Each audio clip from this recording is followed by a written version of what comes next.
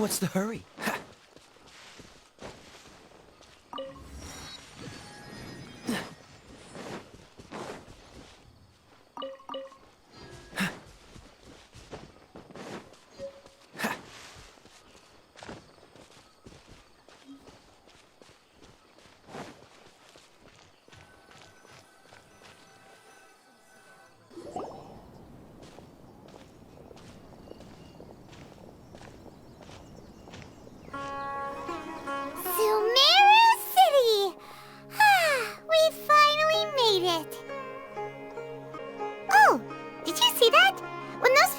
The city, something on their heads lit up. One moment, please, you two. It appears this is your first time visiting Sumeru City.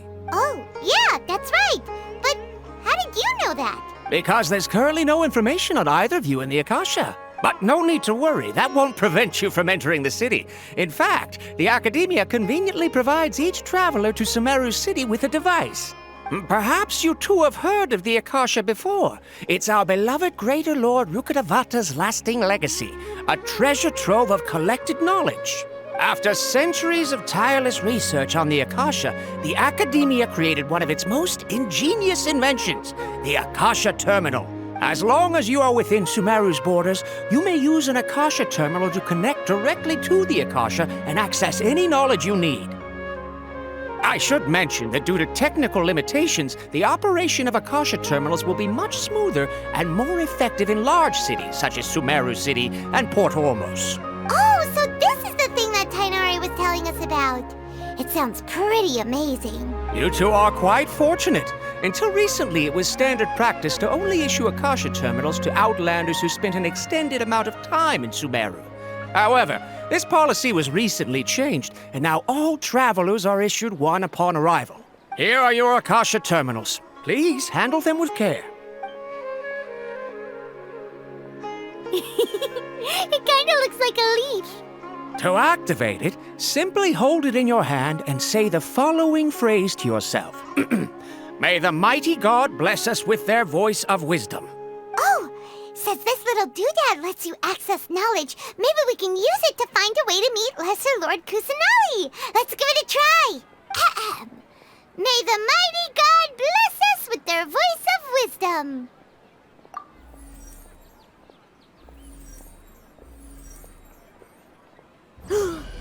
Whoa! Just now, something clicked, and Paimon suddenly knew how to use this thing. It seems all we need to do is concentrate on what we want to know, and bam! You get it! Oh, that'll come in real handy. Exactly. That is the power of the Akasha. And with that, let me officially welcome you both to Sumeru City. May the wisdom of the Dendro Archon always be your guide. Okay, now that we're in, we can check the Akasha about Lesser Lord Kusanali. Let Paimon try. 500 years ago, the sages found a newly born deity from within some scorched ruins. The deity now resides in the sanctuary of Suristana.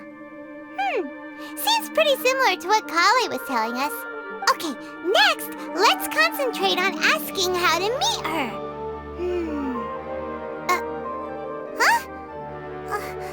Paimon doesn't sense anything. The Akasha didn't respond to Paimon's question. Oh, come on!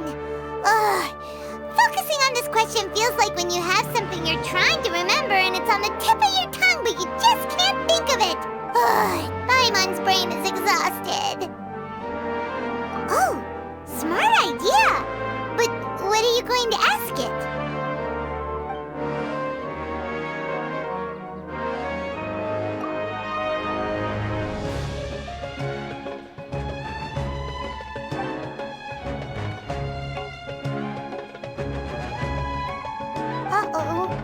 Paimon's getting all teary-eyed all of a sudden.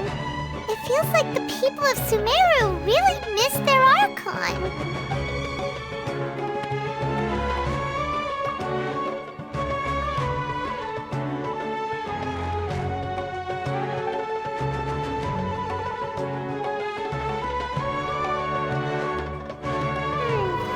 You too? Well, glad it's not just Paimon.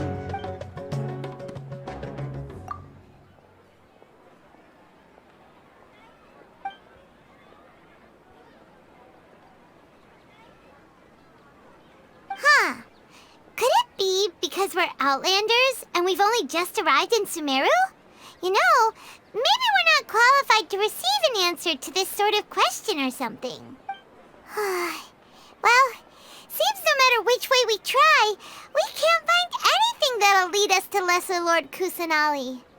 Guess our only choice now is to try meeting with the researcher that Tainari recommended. He's from Sumeru and even has a position in the Academia. Maybe he'll be able to access more info from the Akasha. Let's see. Tainari wrote an address on the letter's envelope. Oh, it's not far from the city's gate. Watch out for pickpockets. Hello, are you Rohawi? Yes, that's me. Can I help you? Great! You see, Tainari sent us here and... What? Tainari? Please, there's no need to say anything, really. Sure, I admit that the article I published last month wasn't my best work, and maybe the data didn't produce the most convincing results, but... Here! This is a letter from Tainari! Oh, let me see... Oh! Ooh, what a relief. You two nearly scared the life out of me. So you two just have some questions for me? Seems even Tainari acknowledges my innate ability for procuring information. So, what is it you two would like to know? We want to meet with Lesser Lord Kusanali. Do you know a way we can do that? You mean you want to meet the Dendro Archon herself? This isn't exactly my area of expertise, but let me see what I can find in the Akasha.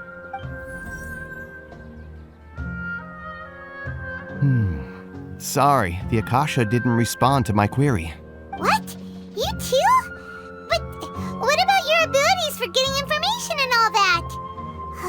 Paimon was sure you'd be able to access more info than we did. Well, as I said, this isn't my area of expertise. I am but a lowly researcher, so the Akasha doesn't see a need for me to know more about the Dendro Archon. All I know is that ever since Lesser Lord Kusanali returned to Sumeru, she's never left the Sanctuary of Sorasthana or made a public appearance. Didn't expect her to be such a mysterious figure. The Dendro Archon is somewhat of a recluse. Perhaps she just doesn't want to entertain visitors, which would explain the lack of information in the Akasha. But then what can we do? No need to worry just yet. I'm only hypothesizing here. You could certainly try asking around and see if anyone else has ideas. And besides, you two should consider the bright side of things. Not being able to see Lesser Lord Kusanali may not be a bad thing. In this world, there will always be information you cannot obtain from the Akasha and things you can never accomplish. Knowing when to yield is a form of wisdom. Take me, for example. It's a miracle if my brain cells can spit out one paper every 3 years. But Tainari? That guy can publish 3 papers in just a single year. Okay. Thanks for your advice. Don't mention it. If you two ever want information about things like who's been promoted within the Academia or relations between the 6 great sages, come find me. Hey, come on. This is a survival skill at the Academia. Paimon's expectations were pretty low, but this is so low it's like digging holes in the dirt.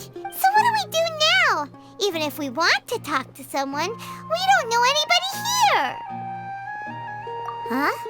Like who? Oh, you're right! Catherine! The Adventurers Guild has its own intel network. Let's hurry and find her. Anything else you'd like to ask about? Sage is the highest rank for an Academia researcher. Since the institution's founding, each of the 6 great sages represent the finest mind and leader of their respective darshan. One grand sage is chosen from among the 6 sages to serve as the head of the Academia. The current one is Sage Azar of the Rotawahist Darshan. Since ancient times, the sages have contributed immensely to Sumeru.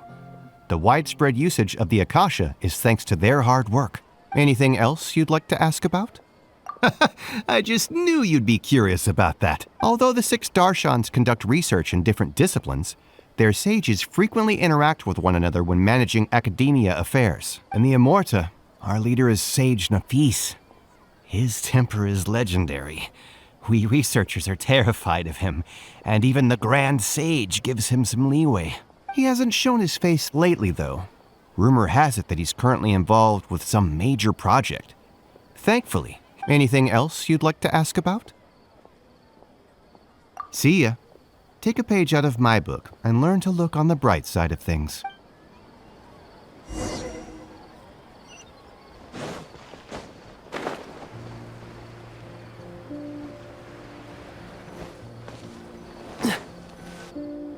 Ad Astra Abyssosk.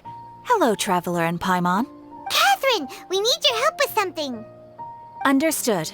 The Adventurers Guild is always ready to serve you. With what do you require assistance? We want to meet with Lesser Lord Kusanali.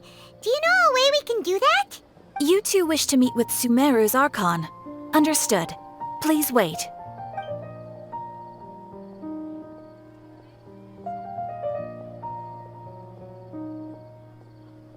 I apologize, but I am unable to call up any relevant information in the Akasha. I'm also unable to locate any pertinent information in my personal memory. Aww, another dead end. Well, if Catherine can't help us, then we really don't know anyone else to ask now. Please do not worry. I may know of someone who can help you two. In Sumeru, the Adventurers Guild does not serve as the vanguard of information.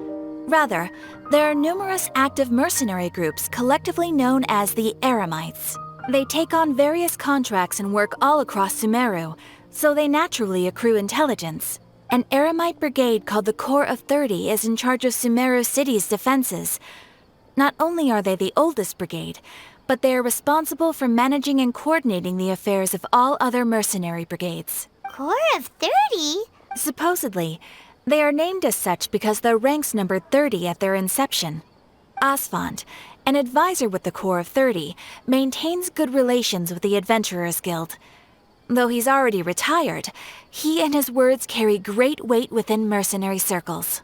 If you'd like to get in contact with him, you can find him at the Corps of 30's headquarters, the Citadel of Regzar.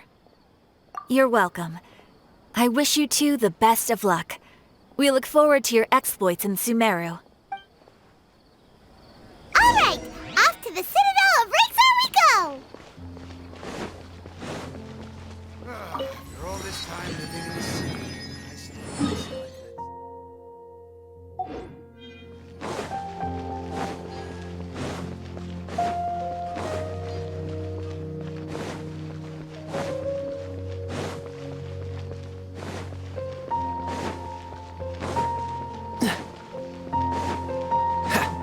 What's the hurry?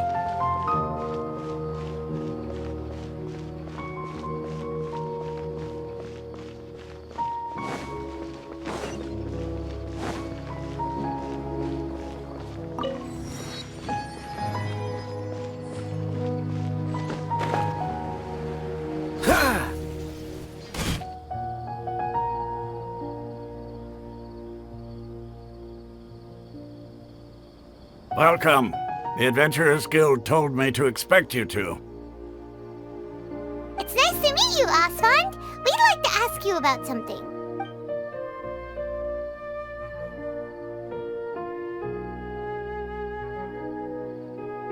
I see. So, Catherine's the one who sent you this way.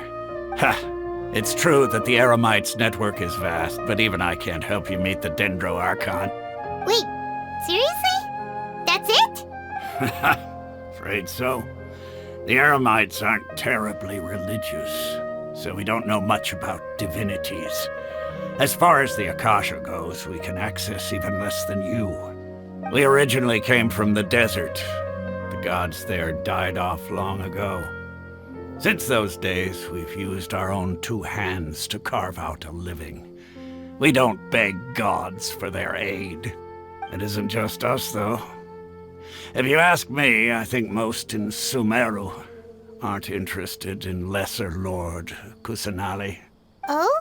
Why's that? Just take the Academia, for example. They're the ones who truly rule Sumeru. Although they believe in gods, most of them only care for the late Greater Lord Rugadavara. In their eyes, she was the one who founded Sumeru and gifted us with the Akasha. Lesser Lord Kusanali just happened to inherit her legacy.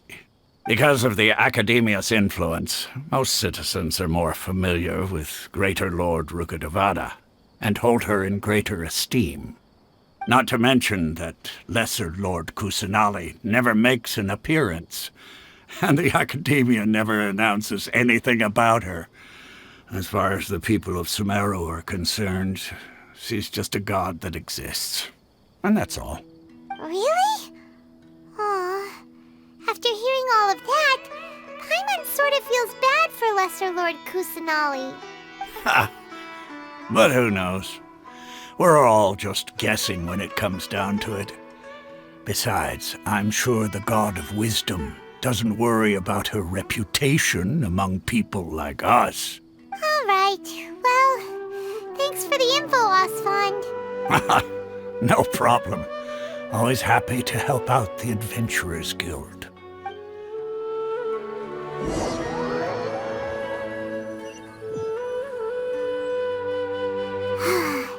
Seems Osfond was right about most people's attitudes here. Not only are they not interested in the Dendro Archon, they even say stuff like, if the Akasha doesn't think I should know, then I don't need to know about it. We've been asking for information non-stop ever since we got to Sumeru. But the harder we try, the more helpless everything seems.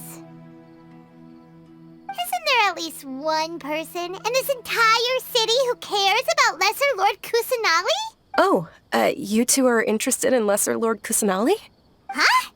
Who are you? From the sound of it, you two are Outlanders who recently arrived here. You've been asking around for information on Lesser Lord Kusanali, right? Oh, I'm sorry. I forgot to introduce myself. I'm Dunyarzad, one of Lesser Lord Kusanali's faithful followers. Whoa, really? Then do you know how we can meet with her? I'm afraid I can't help you with that. But your conversation earlier did happen to remind me of a legend about the Dendro Archon. Sure. It goes like this. Long, long ago, there was a man who heard a prophecy. It predicted that a great calamity was about to befall him. Panicked by what he heard, the man sought out the Dendro Archon in hopes that she would bless him with the wisdom to help him escape his predicament. The man journeyed across deserts and through rainforests and experienced tribulations of every kind. However, he still couldn't find any trace of the Dendro Archon.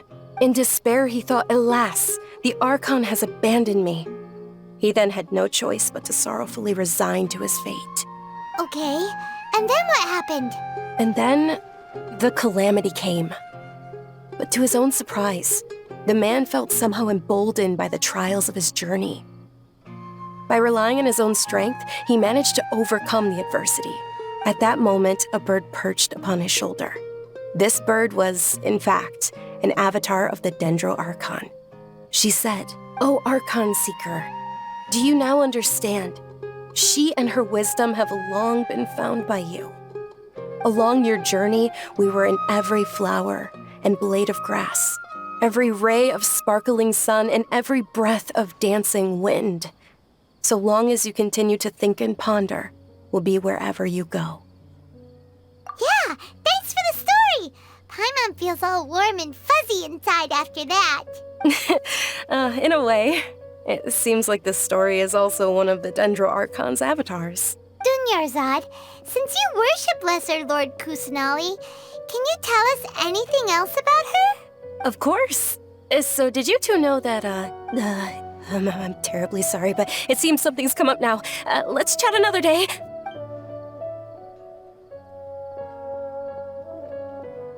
Hey, wait! What the heck just happened? It looks like they're searching for someone. Dunyarzad was acting super nervous just now. You think they're looking for her? Ugh, this stinks! We finally managed to find a lead about Lesser Lord Kusanali! We can't let them get in the way now!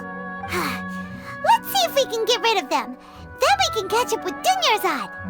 Hey, have you two seen a brown-haired girl wearing a purple top and a long blue dress? We're looking for her.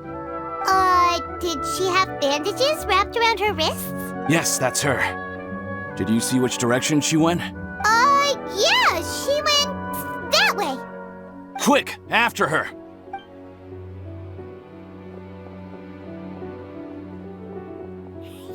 That should keep him busy for a while. Let's hurry and find Dunyarzad.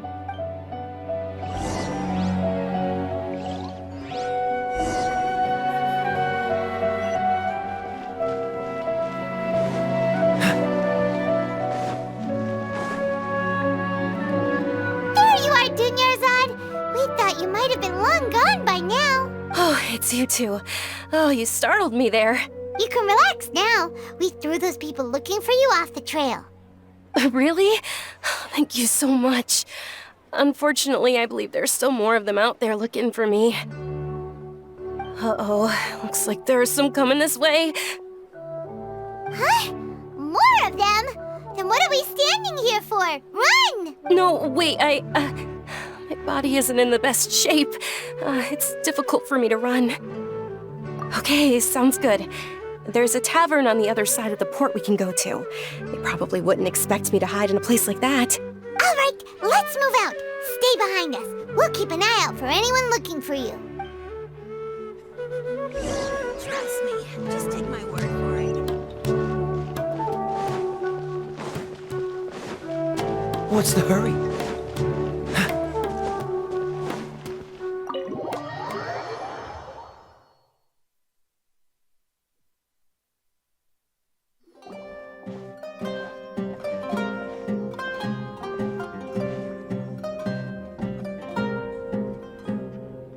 We made it. Oh, they shouldn't be able to find us now. Wait, stand down, Dia.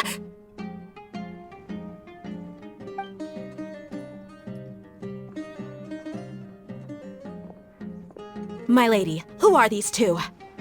They're travelers that I met on the street just a moment ago. They happened to notice that you were all searching for me, so they helped me hide. I see. In that case, you two should scram. There's nothing here for you. Wait a sec. Who the heck are you? And why are you shooing us away? I'm Miss Dunyarzad's bodyguard, here to see that she returns home safe and sound. My lady, let's get going. You've been gone for so long that your parents are worrying themselves sick. And if I refuse to go with you? It'd be easier for the both of us if you cooperated. But if you insist on not going, then I'll have to carry you like a sack of potatoes. Hey! Dunyarzad already said she doesn't want to go back. Why are you still pushing her? Stay out of this. You don't understand the situation. Sorry, my lady. Even though I'm your bodyguard, your parents are my employers. I have to answer to them. How much? Wait, what? How much more do I have to pay you to become your employer? So you never listen to my parents ever again. Double? A triple?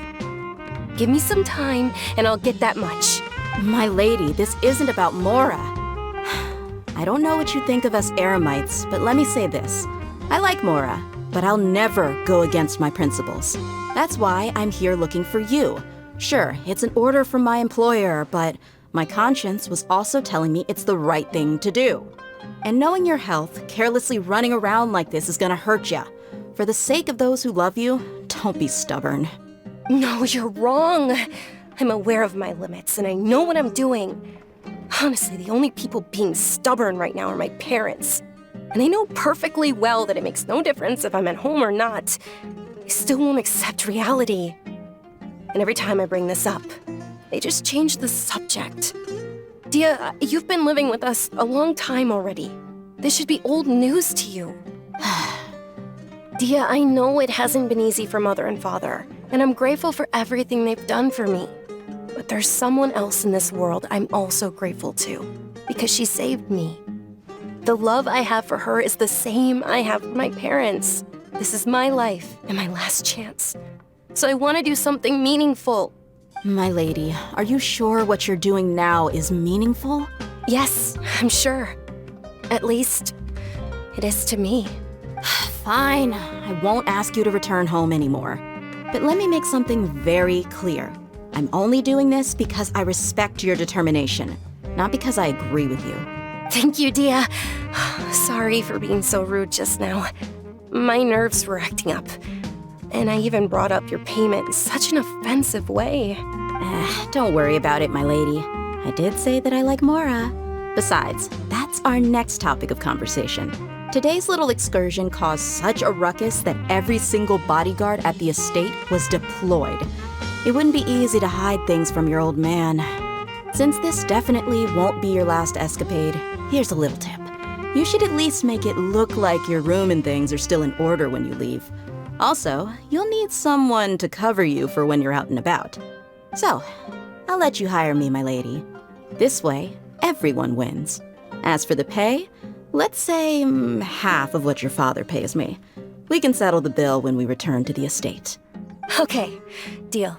Yay! Looks like they've reached an understanding.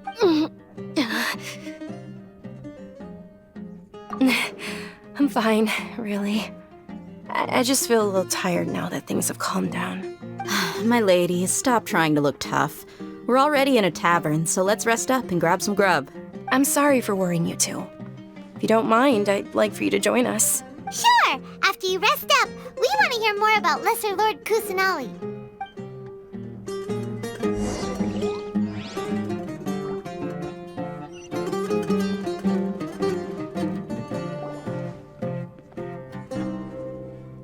Ha! Well, if it isn't Dia. Haven't seen you in nearly half a year. Word on the street is that you're a bodyguard for the Homayani family now. Ha! Don't you find that kind of work boring? Nah, you get used to it. How about a menu over here? You got it. Huh? Isn't this little Miss Homayani herself? We don't get to serve personages like you very often. We'll be sure to prepare our very best. Thank you, sir, but there's no need. I don't have a lot of Mora on me, and I really ought to save as much as I can. But please bring these two the best food you have. They're my new friends, so I want to be a good host for them. Yeah, we're already super grateful for everything you told us about Lesser Lord Kusanali. How about our charcoal-baked Agelenach cakes? They're our signature snack, and they run cheap. Look, other customers over there are eating some now. They look kind of burnt and dry. Paimon will pass. What do you have against my slime dishes? Dunyarzad, we asked a lot of people when we first arrived, and almost nobody was interested in Lesser Lord Kusanali. So, what made you want to follow her? Well, remember when you asked me if I knew how to meet the Dendro Archon? Even though I don't know how, I think I've actually seen her before. Huh? Really? Yes, it was when I was a child. At the time, my illness had kept me bedridden for the better part of a year. I was stuck inside and couldn't make any friends, and my parents did their best to find treatments for me. But even then, the Akasha didn't have any helpful information. My younger self no longer had any hopes or dreams. One flare-up was so bad that I was in a semi-conscious state for several days. Then one night, I woke up alone in my room. At that moment, an ethereal voice spoke in my mind. Dunyarzad, don't be scared. You don't have to cry. Dunyarzad, don't be scared. You don't have to cry. Who are you? How do you know my name? How do I explain this? You might not be able to understand, but actually, I know everything about you. Really? Of course. I know that you're scared of thunder, that you hate taking medicine every morning, and that you love counting the petals on your mom's skirt. Wow, you really do know everything. Dunyarzad, is there anything you want? Want? Not really. I can't go anywhere or do anything. Huh? But aren't you a child? All children have wishes. Tell me what you want, and maybe I can make it happen. But can you make my illness go away? Oh. I'm sorry. But I'm not powerful enough to do that right now. Then, can you be my friend? After that, the voice said, "Okay, I'll be your friend." Although my body was suffering during those days, that voice encouraged me and told me many wondrous things. Beyond my window was the flourishing Sumeru city. Beyond the city was a lush rainforest. And beyond that was the wall of Samiel, deserts, and all of Tevat. Once I finally made it through that bout of illness, I couldn't hear that voice anymore. I told my mother about it, but she said that I must have been dreaming. But I know that that voice wasn't a figment of my imagination. Before that, I had never heard of Tevat. Yes, for sure. If it weren't for that voice, I would have never grown curious about the outside world, nor would I have learned how to read and enjoy so many books. That voice sparked a desire for wisdom. It had to have been the Dendro Archon. I've been hoping for a chance to repay her kindness. In fact, I was running around today to help prepare the Sub-Zerus festival for her. What's the Sub-Zerus festival? It's Lesser Lord Kusanali's birthday, which was the day that she was found by the sages. It's actually an old holiday that originally celebrated Greater Lord Rukkhadevata's birthday.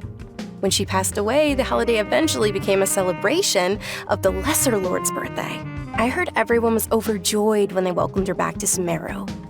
In those days, the festival was a huge deal, but because of the Academia's influence, people have gradually lost interest in the festival.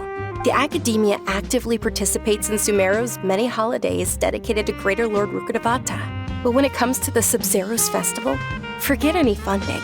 They practically act like it doesn't exist. Maybe they see Lesser Lord Kusanali's birth as confirmation of Greater Lord Rukkhadevata's death, so they're reluctant to celebrate it. Aw, but that's awful. It is. It's absolutely terrible.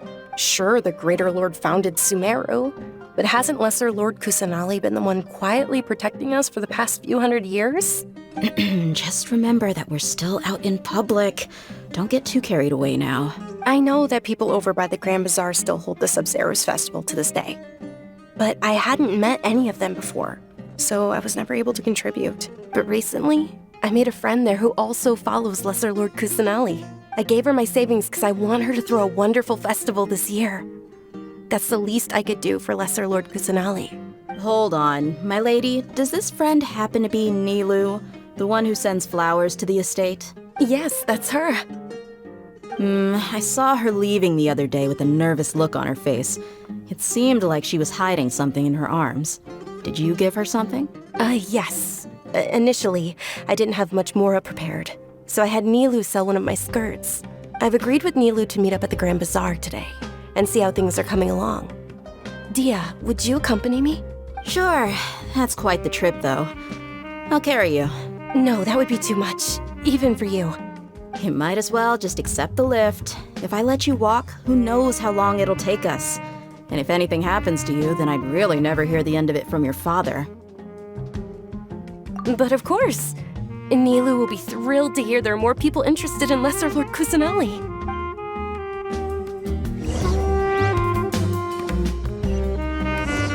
What's the hurry?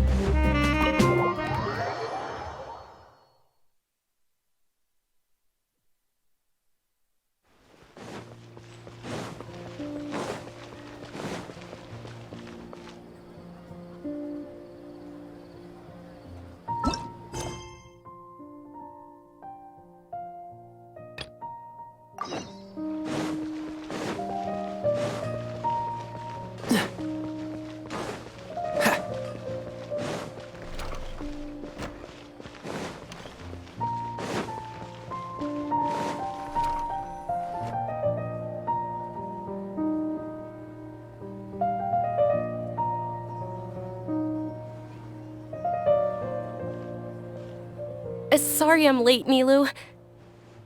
Oh, Dunyarzad. It was taking you so long that I assumed you got trapped at home, but you made it in the end. Uh-oh. But if Dia's here, that means you got caught, right? You could say that, but everything worked out. She's on our side now. Not completely. Oh, and who are these two? Oh, meet the Traveler and Paimon, my two newest friends. They're visitors who just arrived at Sumeru City and are looking for information on Lesser Lord Kusanali. So you're followers from another land? Oh, really? Well, that's okay. You're still invited to the Sabzeruz festival. By the way, Dunyarzad, we've already started decorating the Grand Bazaar.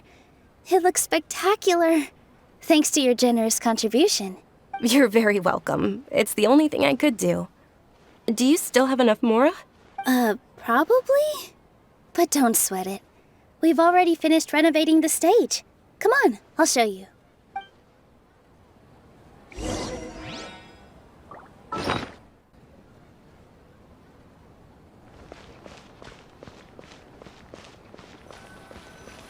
In my opinion, Jude's is Wow! This place is amazing! Not bad. Last time I was here, the stairs were full of holes. The stairs were nothing. A little while ago, we discovered that the tree above the stage had a huge chunk of bark ready to fall off. Mr. Zubair was worried sick. We reported it to the academia many times, but they never sent anyone to deal with it. We didn't want anything bad happening, so we were going to cancel all the stage performances. Oh, probably because it was the theater asking. The academia looks down on performers like us. They probably think it would be best if the theater closed down completely. We can't let that happen, though. Not only would everyone involved in the theater go hungry, but then we wouldn't be able to hold the Sabzeruz festival anymore. Thank the Dendro Archon for Dunyarzad. With the Mora she gave us, we hired someone to patch up the tree, and we also gave the stage a much-needed makeover.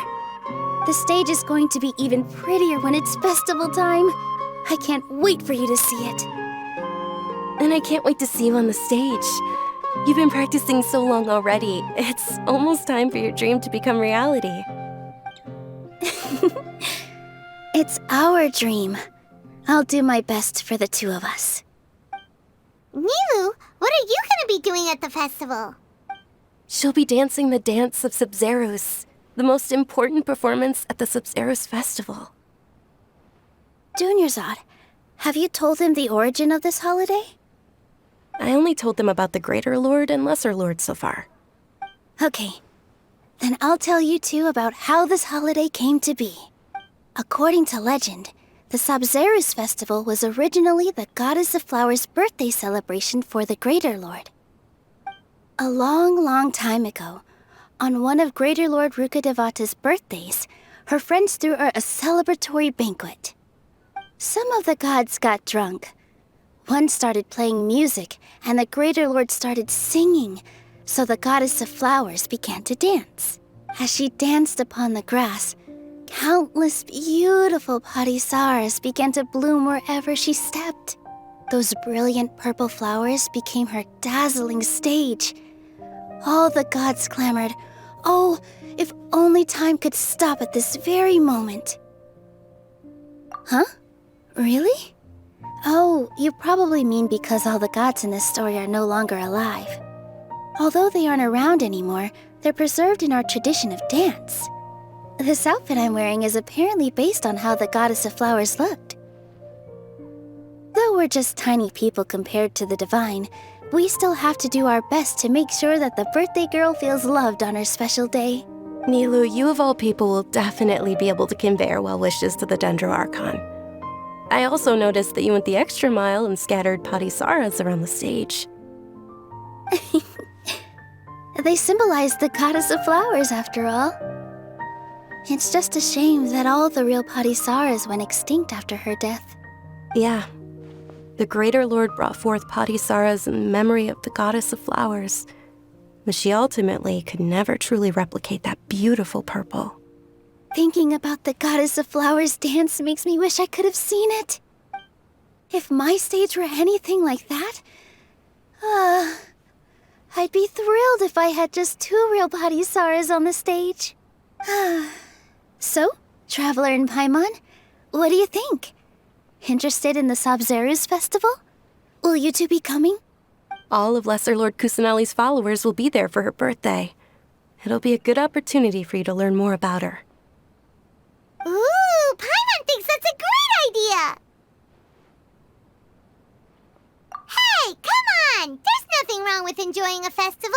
Besides, it's Lesser Lord Kusanali's birthday. She'll be happy to have more people who are celebrating it. So how about we all attend the Sub-Zero's festival together? Dunyarzad, let me show you which stage decorations we've picked out so far. Traveler and Paimon, if that doesn't sound interesting to you, then feel free to explore the area. Everyone at the Grand Bazaar loves Lesser Lord Kusanali, and we're all looking forward to the Sub-Zero's festival. In that case, we'll take a look around.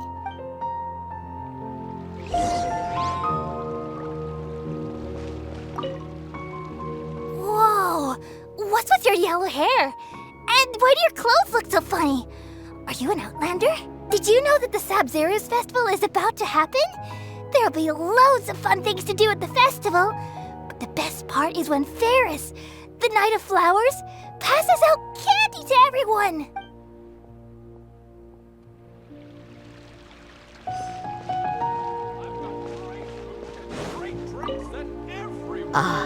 Dancing at the Sub-Zero's festival.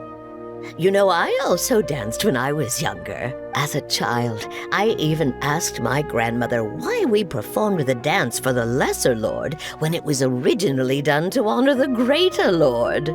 My grandmother said that Greater Lord Rukkhadevata is a beloved deity and honored by all. And Lesser Lord Kusanali is too. If the Goddess of Flowers ever knew Lesser Lord Kusanali, then she would certainly have wished to be her friend and hold celebrations for her, too. The Sub-Zero's festival has been losing its appeal over the years. That is, until a wealthy benefactor stepped in this year and brought the festival back to life. I heard she forked out a lot of mora to make it all happen.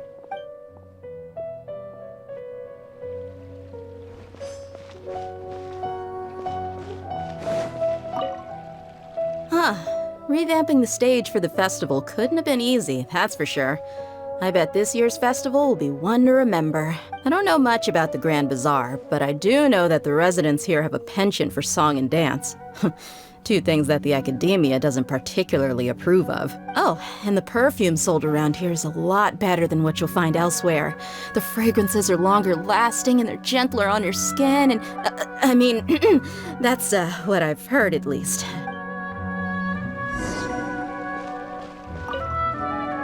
Things are really shaping up, and there's a buzz around the festival this year. We're expecting people from all over to come by this year and buy things during the festivities. Don't be fooled into thinking that Sumeru City has the best of everything.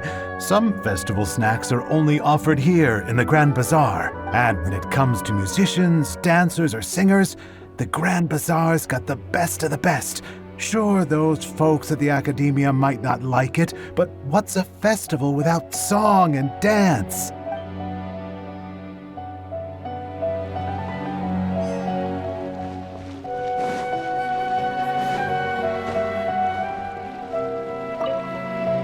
Nilu, your outfit looks amazing. There's also something different about you from when we first met up. I thought I'd add a little extra pizzazz to my dress for the festival. See? Wow, did you sew all that yourself? Uh-huh. Sewing is a fundamental skill for everyone in the theater company because we make all our own costumes. Did you know that Mr. Zubair not only can make costumes, but props too? I've noticed that you can't keep your eyes off this crown. Would you like to try it on? May I? Of course. The legends say that the Goddess of Flowers had beautiful horns on her head, so this crown was made to reflect that. Dunyarzad, you look absolutely stunning with it on. It's like I'm looking at the Goddess of Flowers herself.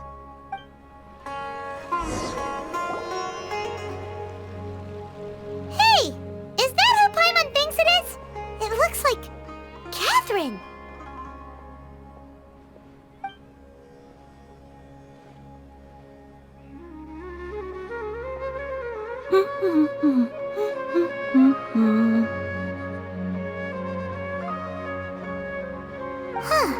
Come to think of it, Paimon Catherine only ever seen her behind the counter at the Adventurers Guild. This is the first time we've ever seen her taking a break. Hey, Catherine! Huh? Oh, hey! It's the Traveler and Paimon! What's shaken? Whoa, break time Catherine sure sounds a lot less formal than usual. Paimon was still waiting for her to say Ad Astra Abyssosk. Sure. Standing behind the counter at the Adventurers Guild doesn't require any complicated functions. But saying and doing the same old things over and over again can get pretty monotonous. Like watching the same Fontaine movie day after day. But take you two, for example. You travel across Teyvat to enrich your lives and gain new experiences. Well, we enjoy traveling across Teyvat and all that, but we're mainly looking for clues about her brother. Yes, you should keep searching. Sometimes the answers we're looking for aren't necessarily at our intended destination. Instead, they're found along the way. Huh. Haven't we heard someone say something pretty similar recently? Anyways, what brings you out here, Catherine? No, not particularly. I guess you could say that I'm loving the recent atmosphere here.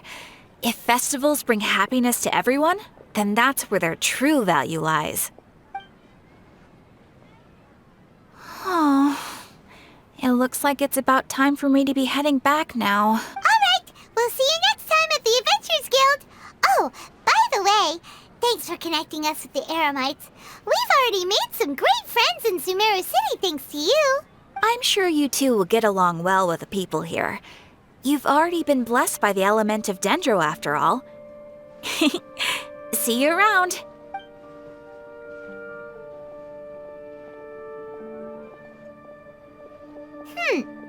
There's something really different about Catherine today. Hey, Traveler. Paimon. Oh, hey, Dia. What's going on? I've got something to tell ya. My lady knows you're looking for ways to meet Lesser Lord Kusanali, and she's been trying to come up with a way to help you. Well, I have an idea that might help. Are you serious? We'd love that! It might not necessarily pan out, so don't get your hopes up too much. I'll need to take you two somewhere and ask someone some questions. My lady is feeling a little worn out at the moment. Nilu's found a place for her to rest. After I take my lady home, let's meet in front of the Citadel of Regzar. Sounds like a plan! Let's head over to the Citadel of Regzar and wait for Dia!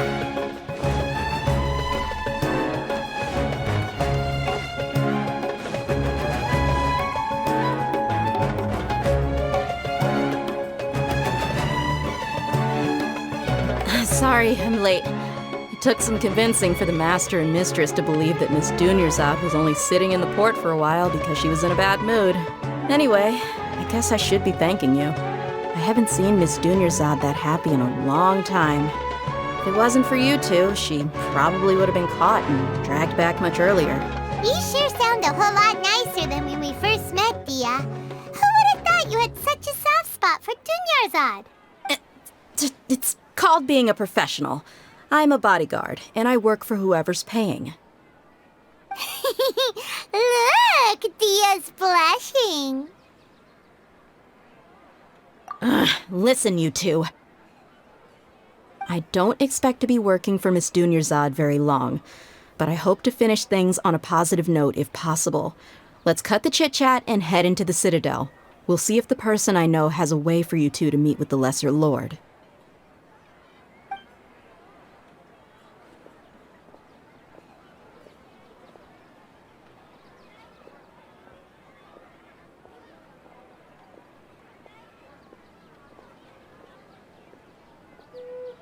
Oh, hey, Chief.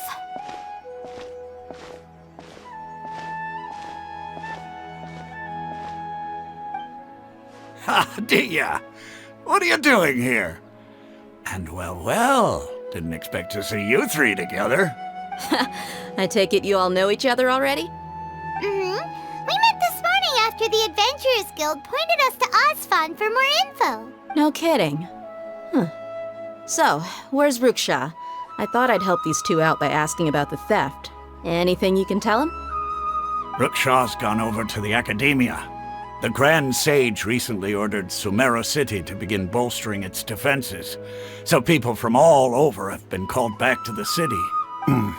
Since you've already mentioned the theft, I suppose I might as well tell them what we know. Appreciate it, Chief.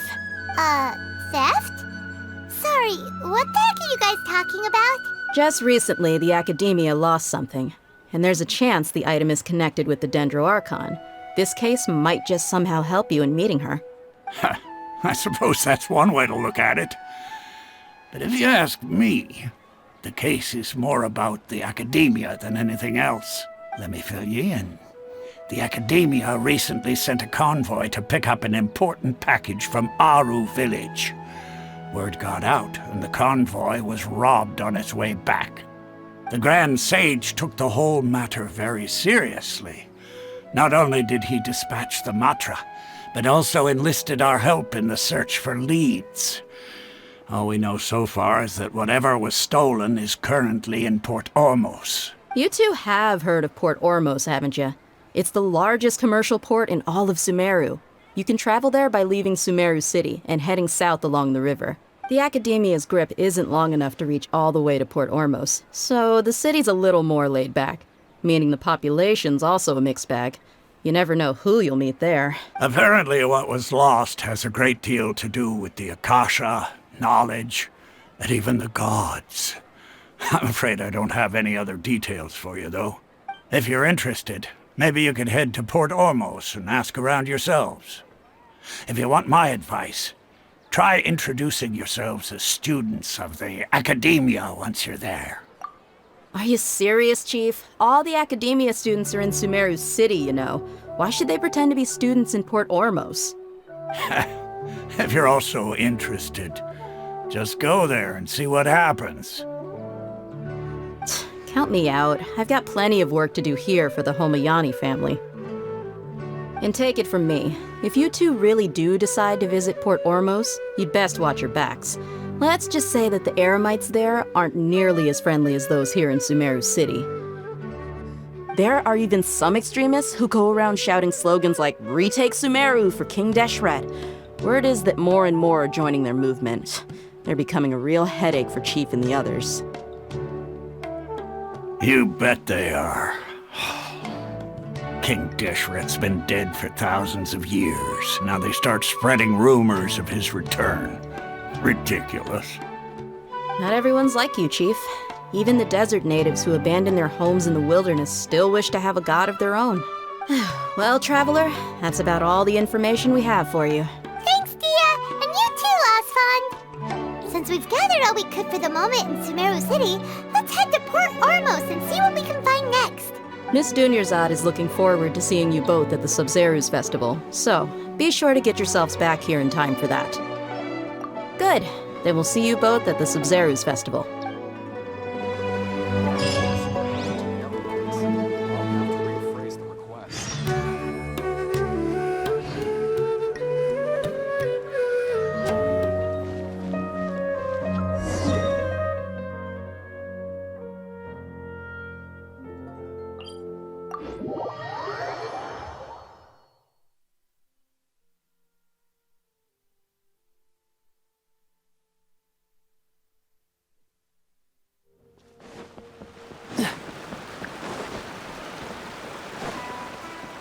What's the hurry?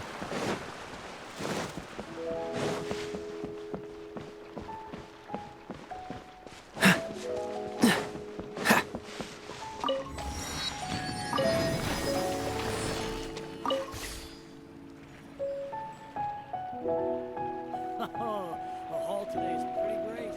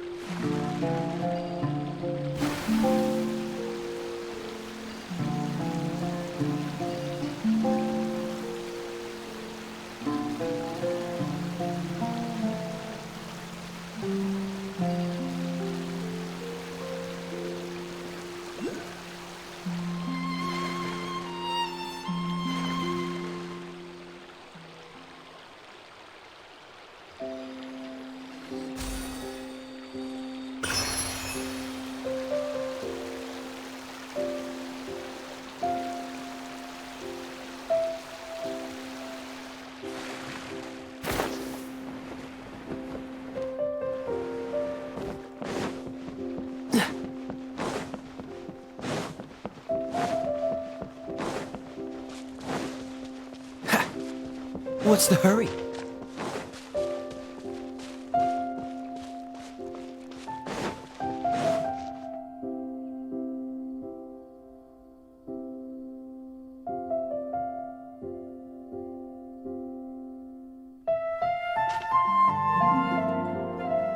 Come and have a good look yourself.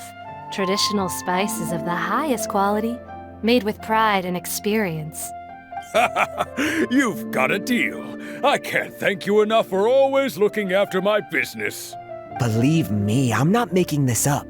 Several Eremite mercenary groups are nearly in open conflict, but does the core of 30 care? And that's not all. Did you know that... Wow! Talk about hurly-burly! This place is busy!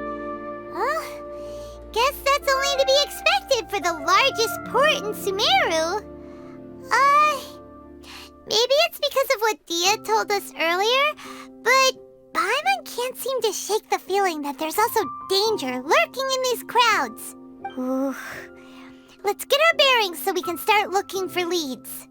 We know that whatever the Academia lost is related to the gods. But other than that, we don't have much else to go on. Osfun told us to try posing as Academia students while asking around. Paimon checked the Akasha on the way here, and the Academia doesn't seem to have any research facilities in Port Ormos. Paimon doesn't get it. Won't we look even more suspicious going around saying we're Academia students and asking about the stolen item?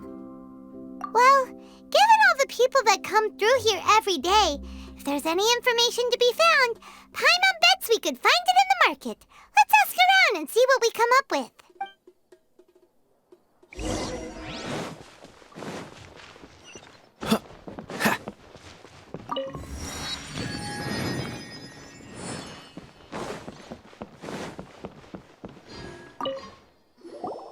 Welcome. Welcome. How can I help you two? Hi there. We would like to ask you a question. Do students from the Academia ever come to Port Ormos? Of course. Especially around this time of year. Students from Sumeru City that are about to graduate often come to Port Ormos to cut loose a little. Many people often talk about how hard it is to get accepted into the Academia, let alone graduate. But those who finish their studies and go on to become full-time researchers at the Academia have it even harder. Sure, we may not be Sumeru City, but Port Ormos offers beautiful scenery and a stress-free environment. Some even say it's good luck to come to Port Ormos, so students and researchers come flocking here when things get to be too much at the Academia. You see over there? Those are students from the Academia. They've been looking worried and miserable ever since they got here a few days ago. If you ask me, the life of a merchant is better. So long as the Akasha teaches us what we need, then life is good. Those students seem to be discussing something. Let's see if we can listen in.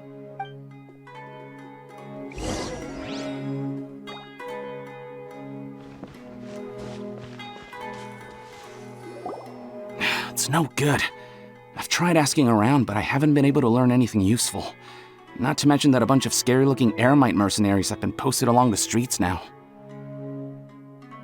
There's been a lot of fighting between the different Eremite factions in Port Ormos. If we choose to move on our own, then it would be wise to steer clear of them. Especially the group that's constantly shouting some stuff about King Deshret and some resurrection. I've even heard that the Citadel of Regzar is starting to get fed up with them. What was that group called again? Ein something or other?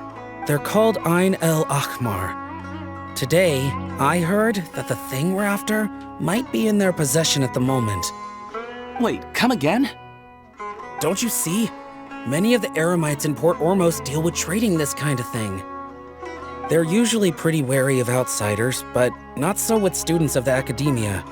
It's because the kind of goods that students are looking for aren't the kind of goods that Eremites are after. As long as they know you're a student, then deals can be made. I've heard that Ein El Hakmar likes to set up shop at the Jafar Tavern. Supposedly, if you're willing to part with 500,000 mora, they'll give you info on anything. Wait, did you say 500,000? If information alone costs that much, then how could we ever afford to buy what we're looking for? I guess we might as well give up on trying to graduate this way. I wouldn't worry too much. Our field of research is very niche. Who else could possibly be after that kind of shady knowledge? I bet it's practically worthless to anyone aside from us. Well, I guess that makes sense. Then the only thing left for us now is to find a way in.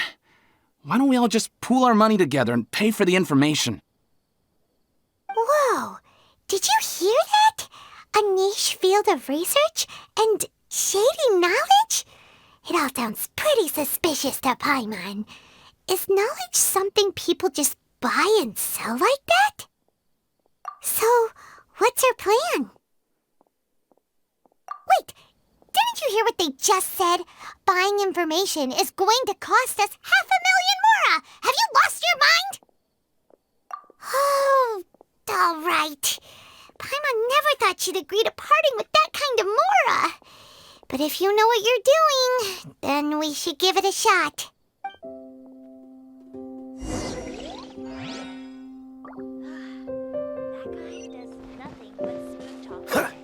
What's the hurry?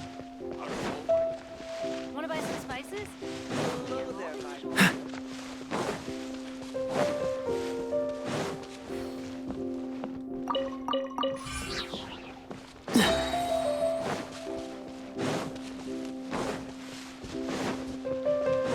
This is the place we heard those students talking about. Let's find... Oh, you've arrived. Please, take a seat. So, they think that they can go toe-to-toe with the boss? Huh! Once we reclaim the power of King Deshret, they'll be the first that the boss punishes. They're nothing to be afraid of. Our main rival now is the Caracal Battalion. They've also amassed a significant amount of mora this time, so we mustn't underestimate them. How can the Caracal Battalion compete with the boss when they're nothing but a bunch of money-grubbing opportunists out for a quick mora? Yeah, with boss's fervent devotion, he'll be able to use this power to bring our god back this time. Huh. All these guys talk about is King Deshret, so they're probably the ones we're looking for. Greater Lord Ruka Devata. That traitor and her followers must not be spared. The day will come when King Deshret exacts vengeance on Sumeru, and all of them shall be punished. Yeah, Paimon was wondering what they meant too. We should ask about that if we get the chance later.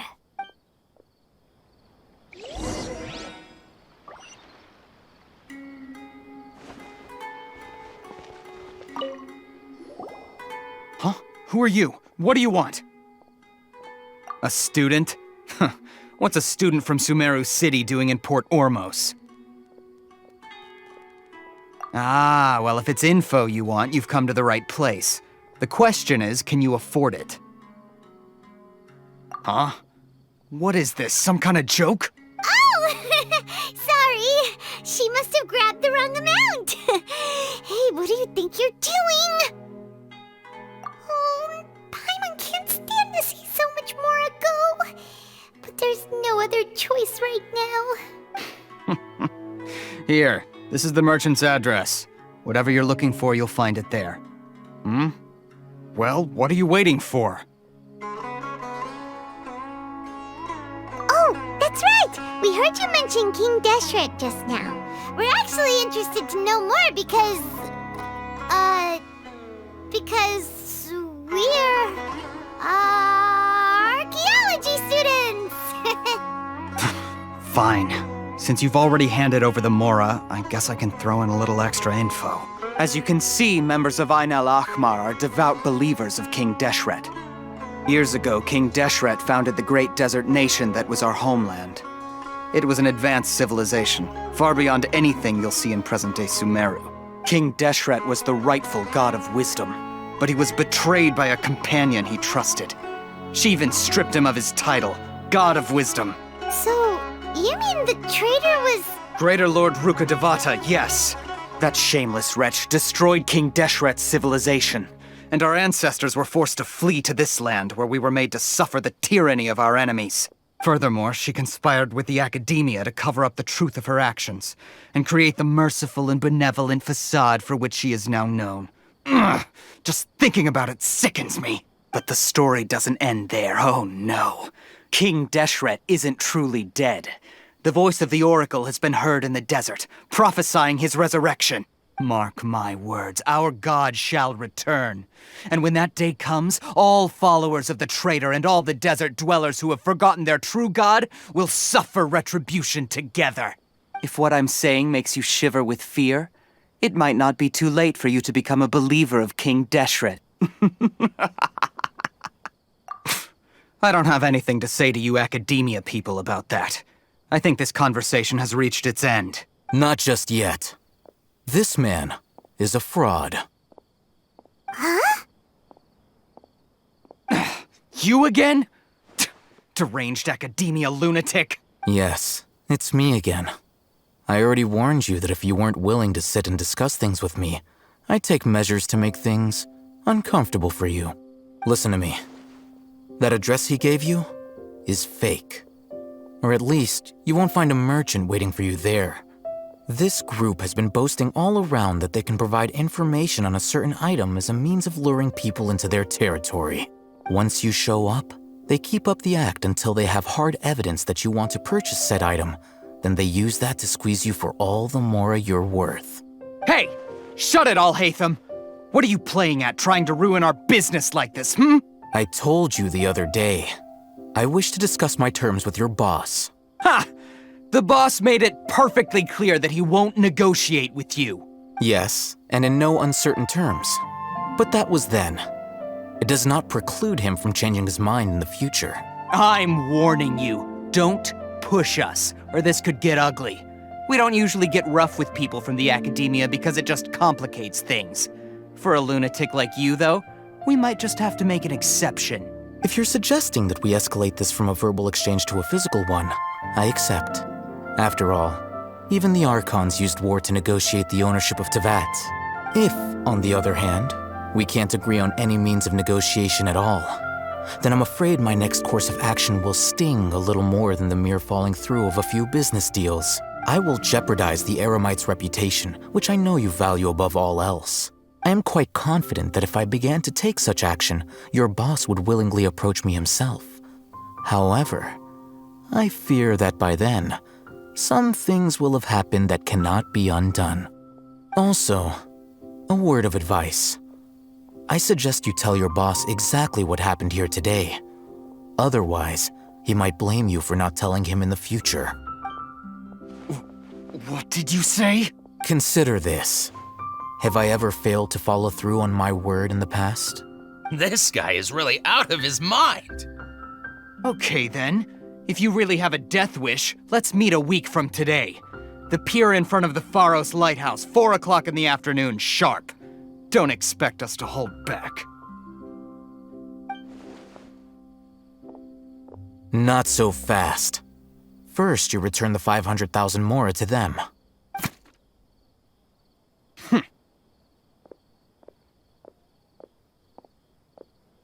Please, I beg you, don't provoke them. We can't afford any trouble with this crowd. They haven't even paid for their food yet. Ah, Mr. Iman. There appears to be fewer staff in the restaurant recently. This wouldn't happen to be because they're all busy spreading the word to the students, would it? Well... Someone who chooses to do business with a group like that really can't afford to get so flustered the instant someone confronts them about it. Consider the meal compensation for our silence. I'd say you're getting an excellent deal. Whoa, did you see that? He not only got us our Mora back, but sent the Amorites running too! Plus, he seems to know a lot about what's going on around here. Let's catch up with him and ask some questions! He went that way! After him! Please, just leave. Forget the cost of the meal. Just, pretend nothing happened today. What's the hurry? Wait up! It's What do you want? No need for thanks. My goal was to get to them, and you two gave me just the opportunity I needed. We're even. Oh, I advise you to keep your distance from them. Since they weren't able to make off with your Mora in the end, they might harass you again in the future. All right. Goodbye. Hold your horses! We still have something to ask you about! Since you tore through their scam right in front of them, you must know the real story about certain something, no? Who exactly are you two? And why are you inquiring about that? A student. Right. Look, you should know that those thugs conducting business with you had nothing to do with your lie. Huh? Oh, yeah! She's really strong! Weren't you saying something about a physical exchange? We can help with that. She doesn't even have a vision. Forget it. Maybe not, but she could still use elemental energy. Otherwise, there's no way we'd go asking for info from from guys like that. Those high-headed thugs are definitely gonna bring a lot of backup for your next meeting. Even if you don't go alone, you won't regret taking us with you.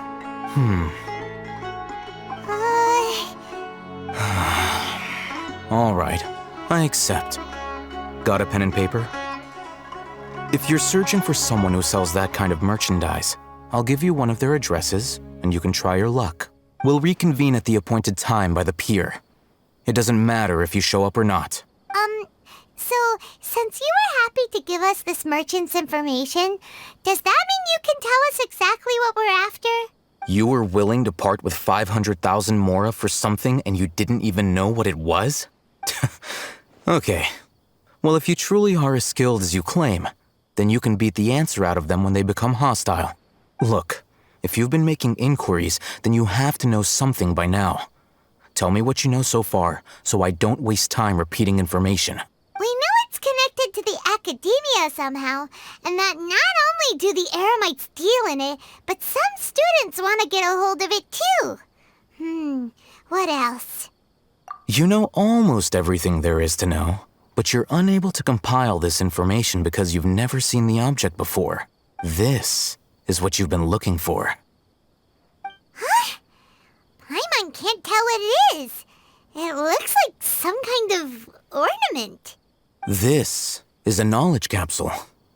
To put it simply, it's a vessel that can store a fixed quantity of canned knowledge. It's like a miniature Akasha. Anyone who links it to their personal Akasha terminal instantly becomes privy to its contents. Correct. Anyone. Unlike the Akasha, which heavily regulates who can access what information, knowledge capsules confer their contents without any requisites. That's amazing! It's essentially a convenient and harmless vestibule for knowledge. Unfortunately, it's illegal in Sumeru to privately possess or trade them. They were created as a means for scholars to transfer knowledge gained from Irminsul into the Akasha, and are intended to be destroyed immediately after use. But despite strict regulations, some of these knowledge capsules will always escape destruction. After all, there will always be those in this world who are dissatisfied with life as designed for them by the Akasha and wish to change their fate. Over the past century, a wide variety of canned knowledge has been leaked from the academia. Now, in Port Ormos, the valuable ones are a means to Mora for the Eremites. Meanwhile, those which the Eremites deem to be useless to them occasionally prove useful to the common citizens and hapless academia students. Well, I think that about sums it up. Ah, so that's your true objective. With our current arrangement, I don't believe I can offer an answer. You're still resolved. Fine. Let's talk somewhere with fewer people.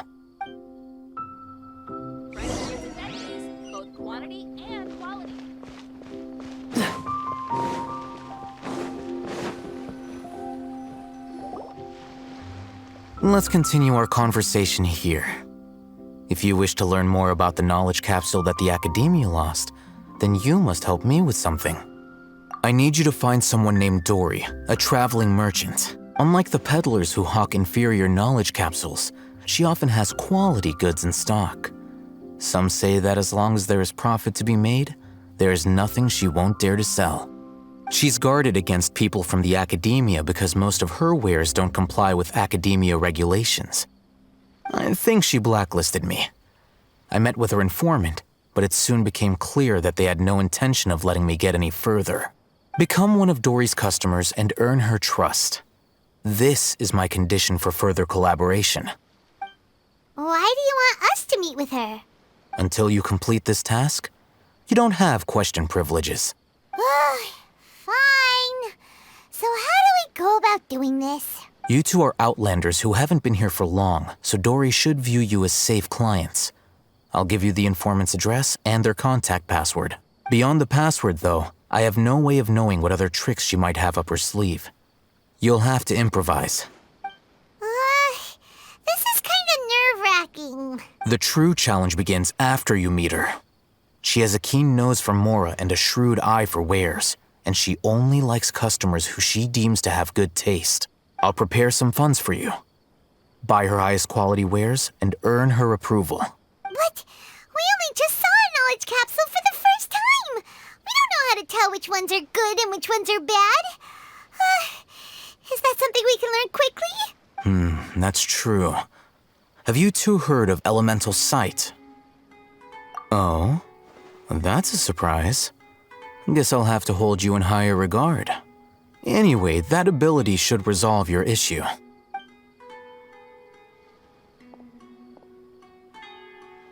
Here are 2 knowledge capsules. Tell me, can you detect any difference in their quality?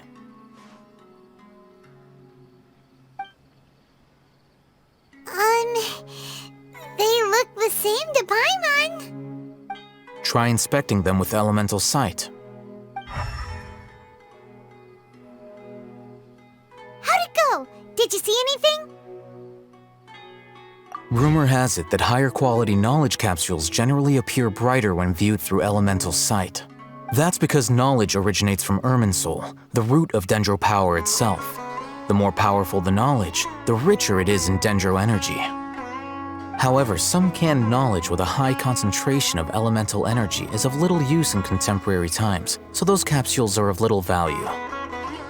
Using elemental sight is merely a stopgap measure, but it should suffice for earning Dory's trust. That sounds pretty impressive.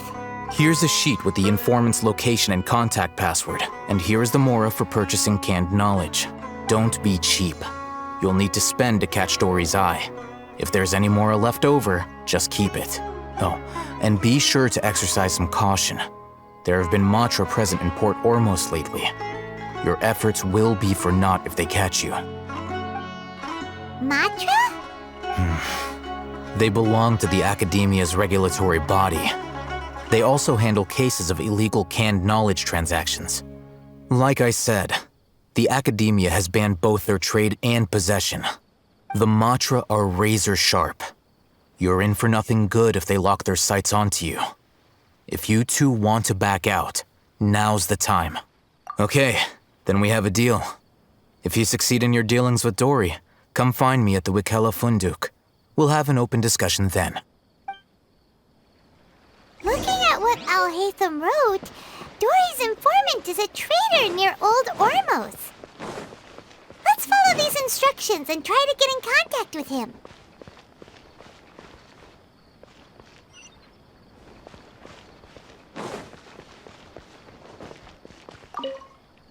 Hello. What are you two looking to buy?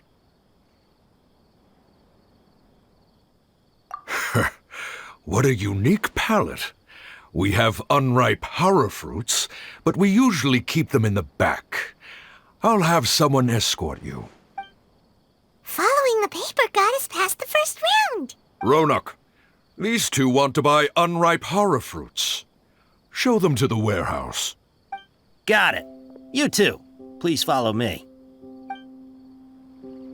You two have a fascinating fashion sense. We haven't seen a customer wearing a Sumeru rose for quite some time. Hold on. Let me think. Sumeru rose means common merch. obviously wearing mourning flowers. Ah, my mistake. I do apologize. Whew. That pop quiz sure was scary. Ah, the warehouse is up ahead. Please follow me.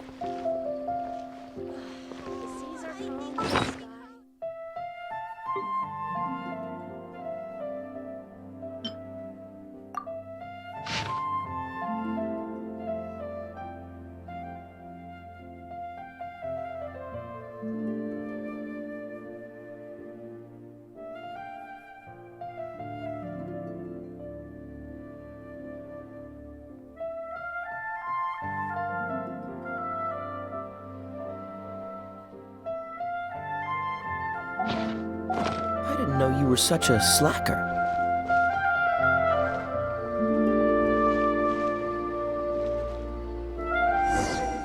Before I retrieve your products, I need to confirm a few things. Please forgive me, but we may not have sufficient stock for you today. Earlier, many of our hara fruits were taken by mice. Thanks. If better goods come in, you'll be the first to know. You look like you have some skill. Why don't I pick out some fruits that'll make you dizzy? Yep, that's the right answer. But eating hara fruit that makes your head and ears ring sounds like a bad life decision. Would you like your hara fruits to be packaged in the Sumeru City or Port Ormos style? Wow, you two sure are generous customers. We'll be sure to package your products beautifully. Okay, everything has been confirmed. Miss Dory is waiting for you up at... Shoot, it's the Matra! Run! What? The Matra? Where? Oh, Hatham said we're done for if they catch us. We gotta get out of here. We don't know this area, so let's follow that informant. What's the hurry? He ran that way.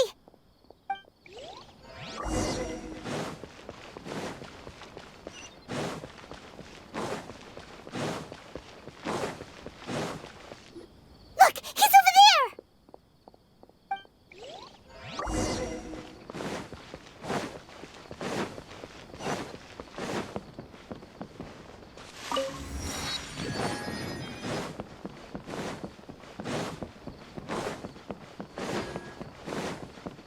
Hey, if you're hiding from the Rishbaland tiger, come this way.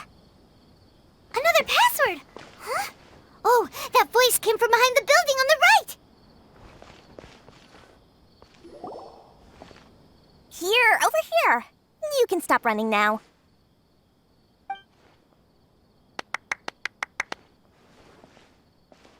So you were the one who was calling out to us just now. But, are we definitely gonna be safe here? These two good customers wish to buy some hara fruit, Miss Dory. And if there's nothing else, I'll just excuse myself. Oh, very good. Thank you. Huh? Wait, you're Dory? Paimon sure thought you'd look a whole lot scarier. Hey, what are you trying to say, Princess Pea-Brain? I can be scary enough when I need to be, believe you me. If you don't watch what you say, then you can forget about doing any business. But it seems you two have actually done pretty well so far. Not only did you manage to find the informant, your reactions were also pretty sharp. You don't really look like criminals or anything, but I bet my Mora that you've been involved in some shady dealings, haven't you? Paimon's not sure if that's supposed to be a compliment, but we'll take it. I can't risk doing business with people who start huffing and puffing after just a few paces, no matter how much Mora they might have. Not only will they get caught by the Matra, but they'll also get us into trouble. As decent folks trying to run an honest business, we don't need any of that. Wouldn't you agree? So that's why I prefer to have customers like you. It's your first time here, but don't worry, I won't ask too many questions. Even if you wish to buy enough knowledge capsules to decorate your house with, please knock yourself out. As long as you have lots of round, shiny Mora, then we're all good. Ah, yes, of course. Go ahead. Help yourselves. Voila! Wow, she has a trove of canned knowledge. Whew. She'd probably be in serious trouble if the Matra caught her with all this. What kind of products do you seek, my dear customers? Don't worry, I'm not interested in your reasons for buying. I can, however, offer some suggestions.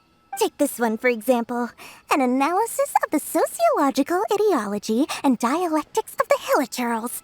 Only 3 people in all of Tevat have ever studied it, making it extremely rare. It's on sale now for 350,000 Mora. Yeesh, who would want to be an expert in that topic? Or how about the architectural styles and construction methods of Tevat in the early Archon War period? With this one, you can become an expert in historic architecture preservation and find an excellent, well-paying job in nearly any nation. Ooh, now this sounds like it could be useful. 2 million Mora, and it's yours. No discounts. Whoa! That's a lot of Mora! Of course, you are free to pick whatever your heart's desire. The contents and price of each knowledge capsule are indicated in small text on the body of each one, down at the bottom.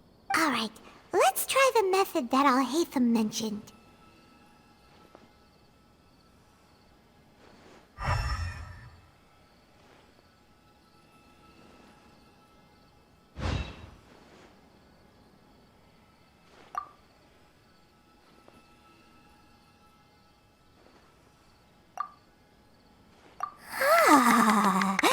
You've really got a good head on your shoulders, and quite the eye for quality. We'll take these, please and thank you. My oh my, you are blessed with a taste for both the exquisite and the extravagant. Customers like you are a rare breed. 1 in 100. No, 1 in 1,000 even. Listen, I have a special offer for you two. If you spend just 100,000 Mora more, you can pick any knowledge capsule of your choice up to a value of 1 million Mora. Say what now? Hey, did you hear that? Spend another 100K and we get a capsule worth a whole million! But all the canned knowledge we just bought is easily worth 500,000 Mora. If we spend just a little more, we can get something worth 1 million Mora. Isn't that a fantastic deal? Think about it. We've gone to all this trouble to get this canned knowledge. And so far, everything we bought belongs to Al-Haytham. Aren't you even the least bit curious about how this whole canned knowledge thing works? We're talking instant knowledge here. Don't you want to try it yourself? Come on. We still have around 100,000 of Al-Haytham's Mora left. So let's put it to good use by finding something useful for you. Ahem. You've got a deal, Dory. We'd like to spend an extra 100,000 Mora. Excellent! Then please, select from this fine collection of canned knowledge over here. Hold on a second. Paimon thought we could choose whatever we wanted. Why can't we choose the ones from over there? Oh, but my dear customer, the knowledge capsules over here are worth 1 million Mora each. I'm sure discerning customers like yourselves will be able to find something to your liking. Please, take your time. Uh-oh, Paimon has a bad feeling about this. Let's use Elemental Sight again to check these. Huh? Why? Hey, we're getting a capsule worth 1 million Mora here. Don't be such a party pooper. Well, anyway, the Mora's already been spent, so let's at least try to find something useful. Let Paimon take a look here. An introduction to traditional Sumeru brewing techniques, the art of growing spices, an overview of ancient runes. Oh, how about this one? Sword Fighting Techniques 8. Not sure we'd ever find volumes 1 through 7, but at least this knowledge should be useful, right? Let's go with this one. Dory, we'll take this one. All right, very good. I'm expecting some new goods in the next couple days, so be sure to check back again soon. Whether it's canned knowledge or anything else you need, bring your Mora to Dory and doors will open. Our dealings with Dory went smoothly enough. Let's head to Wakala Funduk and meet up with Alhaitham. Mora, Mora, shiny Mora. Please come back anytime you need something. Hopefully now he'll finally tell us about what the Academia lost.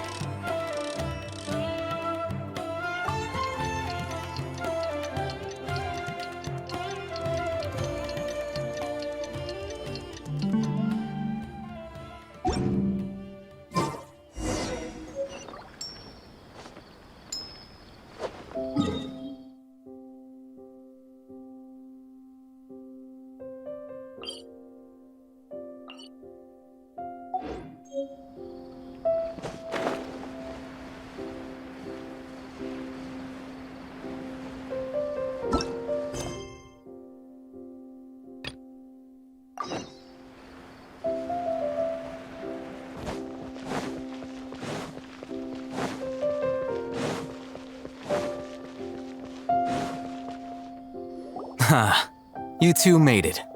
And from the looks on your faces, you were successful. Whoa, there's so many people from the Academia here. Why would you pick this place as our meetup spot? Well, Wakela Funduk is under the Academia's control, so naturally the Academia has people working here.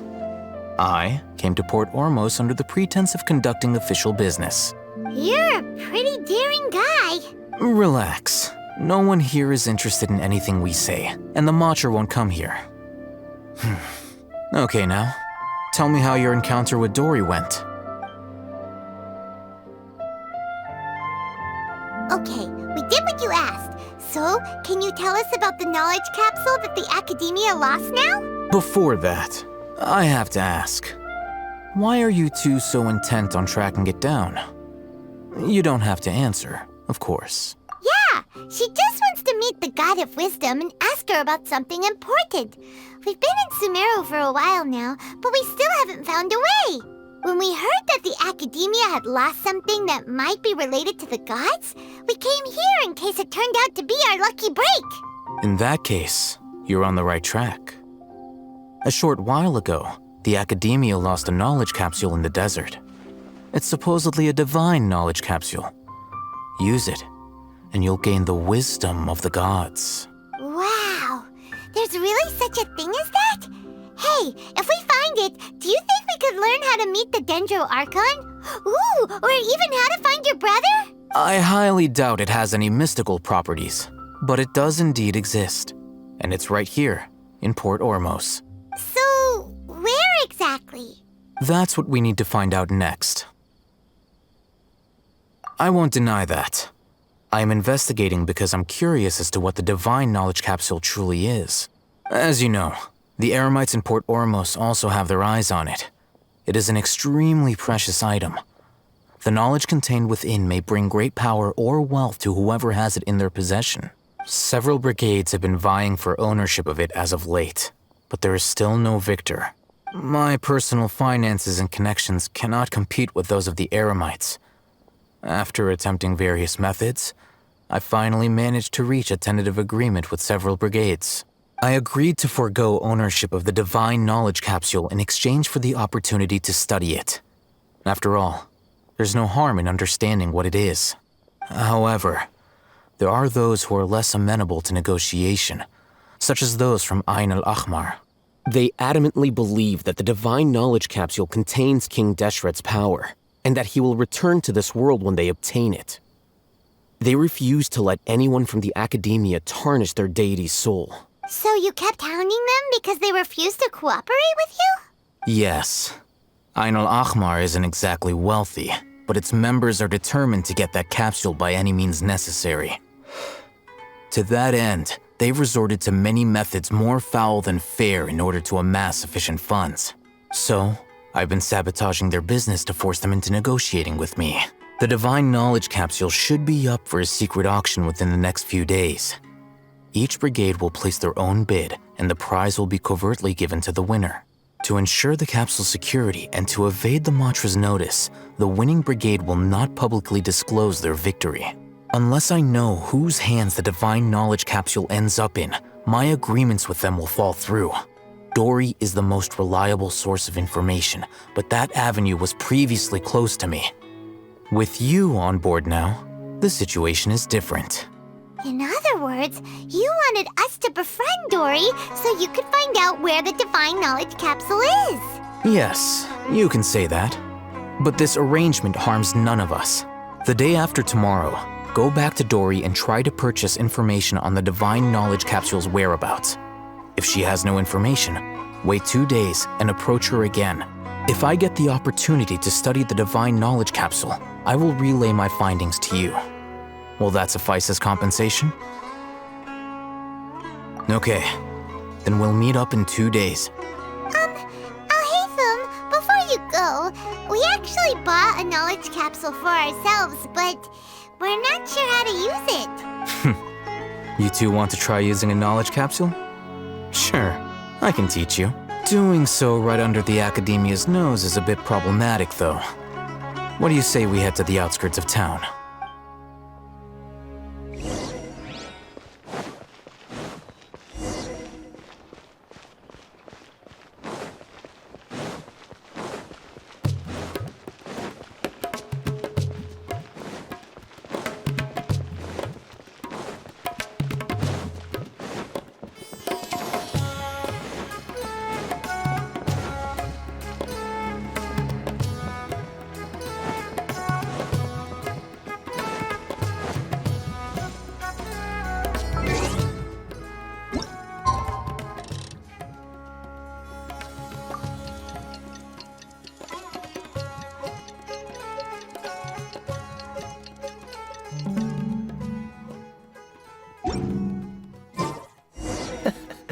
Seems all the other knights already have their hands full.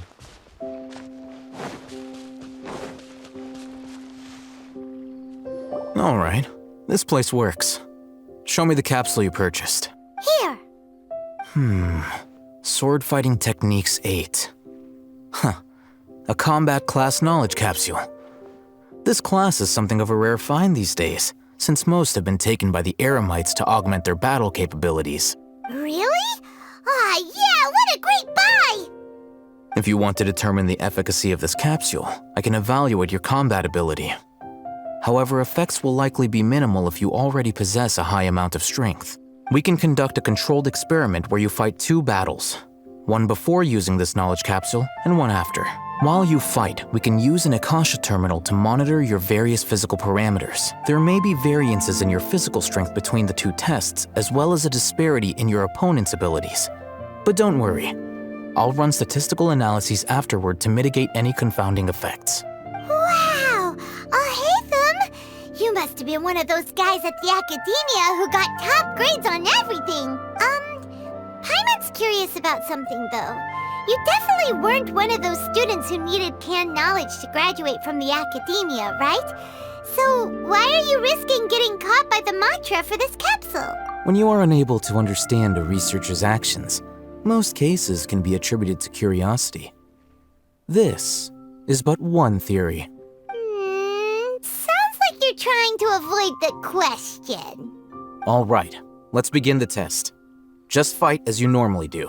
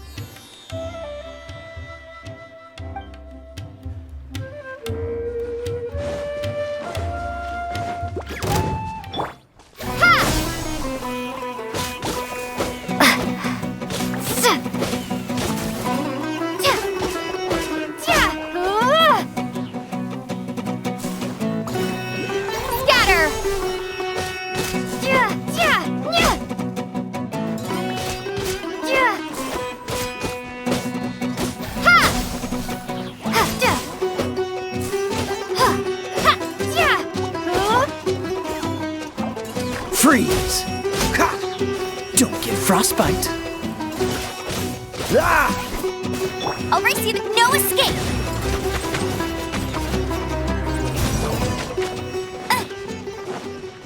Bet you can't keep up with me! All right. I'll link your Akasha terminal to record data. The next step is to use this knowledge capsule. Hold it in your hand. I'll help you establish a connection with it so you can activate its power.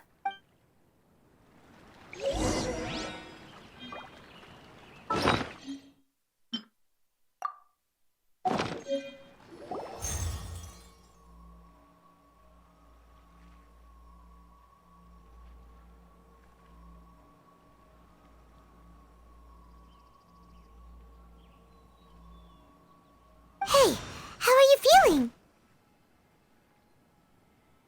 You mean that it worked? All right. Time for round 2. Fight with the same composure as before.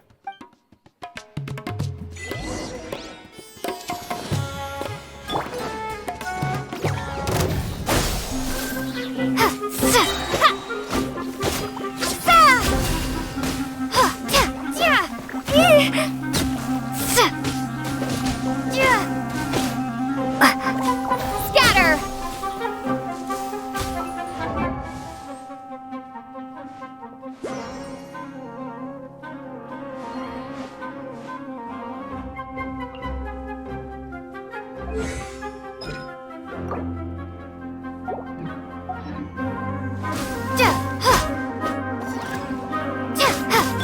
Let's spark things up. Cool it.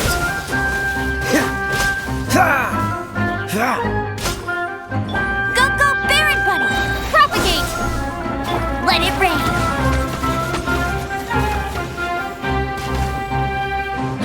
I'll race you there! Dodge this. Now, I'll start recording data again. Al-Haytham, how's it going?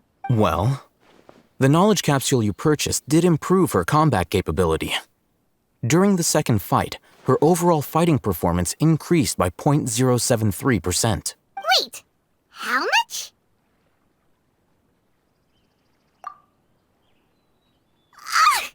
Dory's such a jerk! She totally scammed us! 1 million mora? This thing isn't worth a tenth of that amount! Of course, this could be because she is so powerful that the capsule's contents were unable to produce a substantial increase. At the very least, this test allowed me to gain more insight into you two. Our deal seems increasingly worth my investment.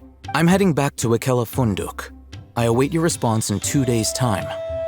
This is Mora for when you ask Dory for information. Pay her as much as she requests.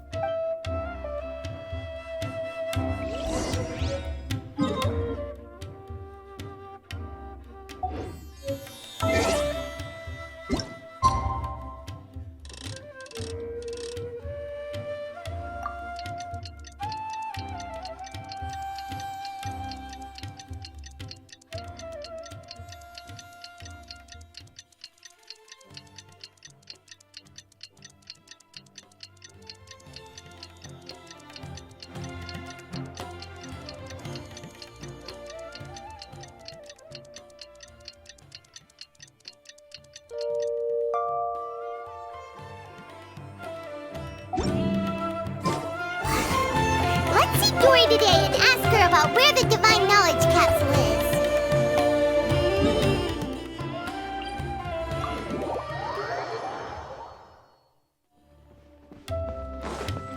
What's the hurry?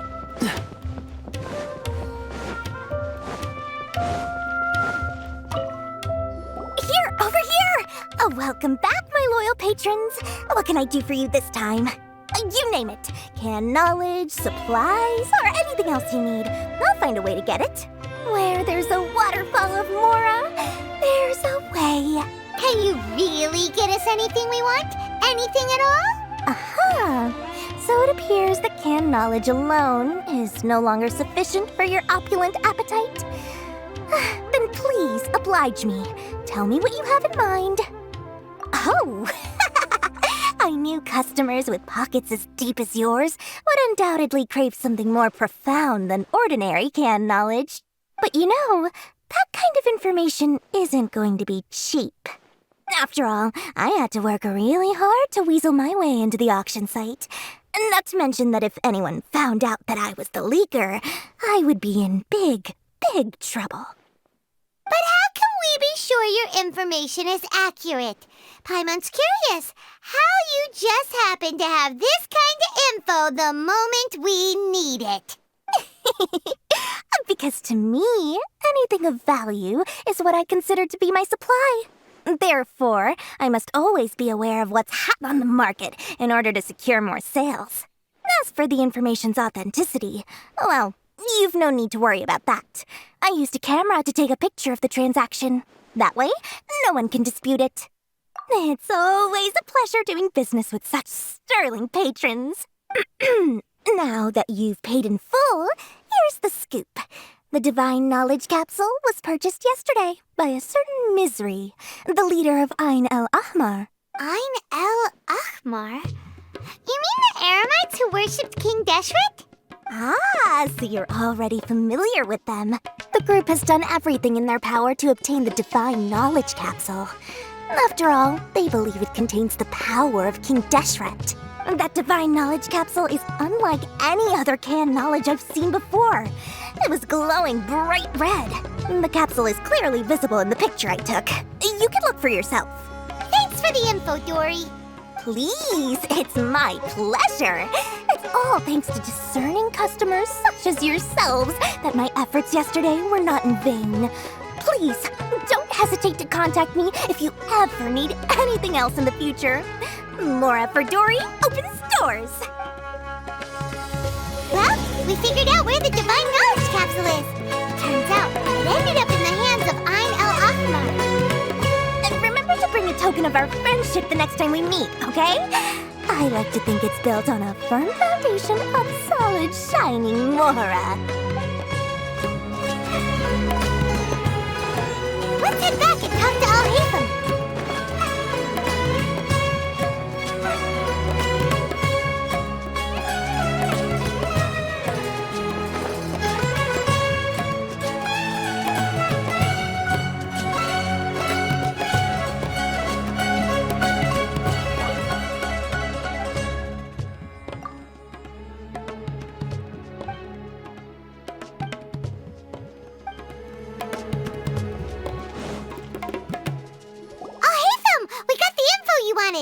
Really? All right. Let's hear it. Dory even gave us evidence to verify the intel. Have a look. Huh, look at that. Clear as day. It must have taken some guts just to infiltrate the scene of the Eremites' transaction. But then to get close enough to take a picture like this. Bold move, Dory. Very bold move. All right. The person in this picture is indeed Misery, the leader of Ain el Ahmar. And the glowing red capsule he's holding appears to be the Divine Knowledge Capsule. In which case, if we play our cards right, when we confront them next week, we should be able to force them to show their hand. At first, Paimon didn't get why you were provoking these Ain el Ahmar guys. But now, it sort of makes sense. Everything's playing right into your hands. After we defeat them, we can finally have a serious talk with their boss and get them to lend us the Divine Knowledge Capsule. Thank you for your time and efforts. Take a few days off while I make some preparations. Let's meet up again on the afternoon of the arranged date, 3 o'clock sharp. See you then.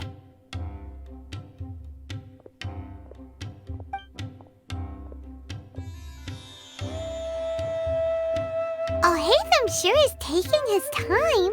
Where could he be? Oh, there he is. Sorry to keep you waiting. Let's head to the pier in front of Pharos Lighthouse. Yep, let's go.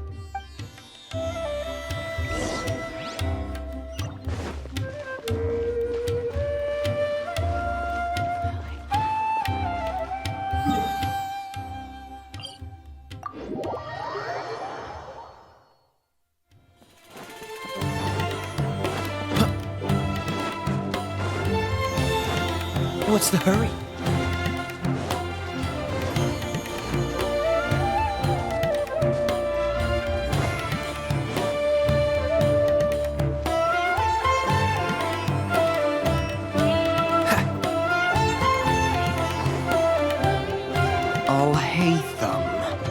I knew you were crazy, but I didn't know you were crazy enough to actually show up.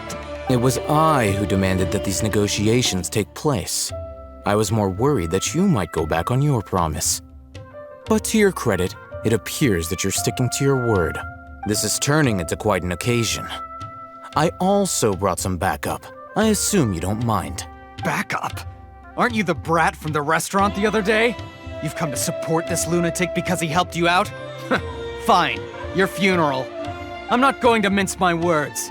Once we're done with you, you'll be nothing more than fish food. Get 'em, boys!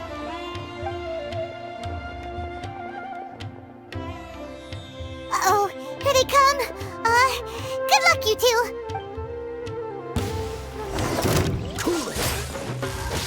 You're in for a little shock. Get him! This moment will be frozen in...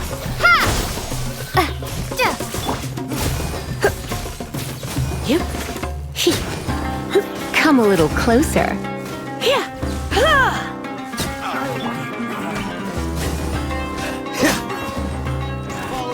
No escape!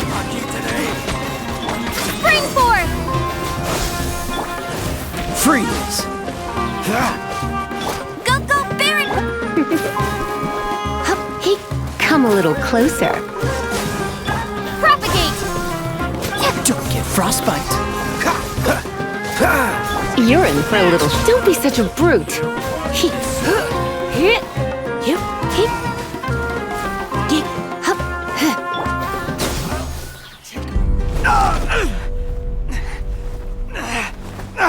Academia scum!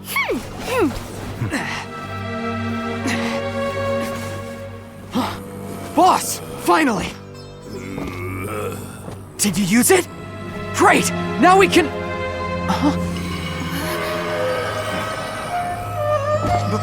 Boss?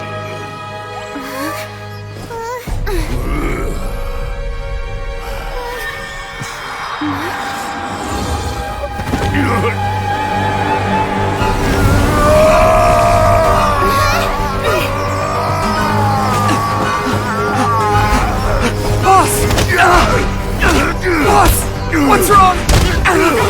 What happened to him? We have to cut his Akasha connection, now.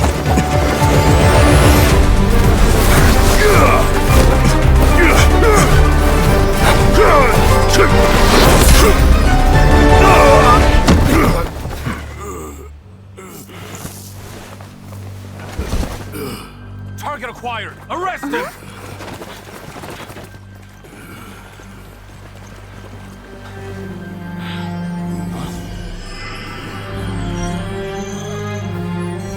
Do not impede our work. Is that understood, Al-Haytham?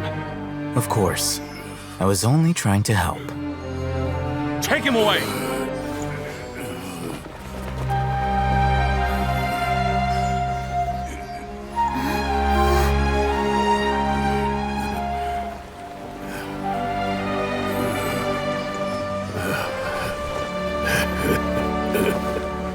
World, forget me.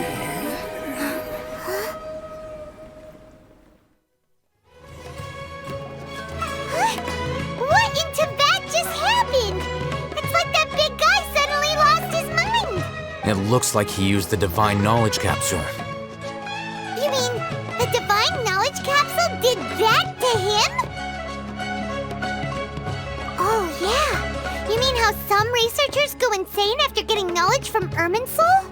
I've heard of numerous incidents of researchers in Satyavada life going insane. The state that man is now in suggests that this is a similar situation. This Divine Knowledge Capsule does appear to be linked to the gods, but beyond that, it doesn't seem anything like the rumors suggest. Possessing it doesn't grant you divine wisdom or power. Did you hear what he said? World, forget me. What could that possibly mean? If the mantra took him away, then that means the Academia got the Divine Knowledge Capsule back, too. What a shame. We were so close. Still, Paimon didn't expect the Divine Knowledge Capsule would be so dangerous. Imagine if we tried to open it. Oh, who knows what would have happened to us? As things stand, there is no reason for me to remain in Port Ormos. I believe our collaboration has also reached its end. Oh, we were so busy trying to find the Divine Knowledge Capsule that Paimon forgot to ask you something. Since you're a member of the Academia, do you have any idea how we can go about meeting Lesser Lord Kusanali? Truthfully, I don't. Lesser Lord Kusanali appears to exist outside of Sumeru's entire administration. Most of the time, you wouldn't know she exists at all. Moreover, since the Academia possesses the Akasha, a symbol of our deity's wisdom, scholars have no reason to desire to make contact with the deity herself anyway. Everything about Lesser Lord Kusanali is such a mystery! I'm heading back to the Academia. How about you two? It's almost the day of the Sub-Zeros Festival! Maybe we should head back too. We've been rushed off our feet over the past few days, so maybe a little rest and relaxation will do us good. Then we'll part ways here, Alhaitham, until we meet again.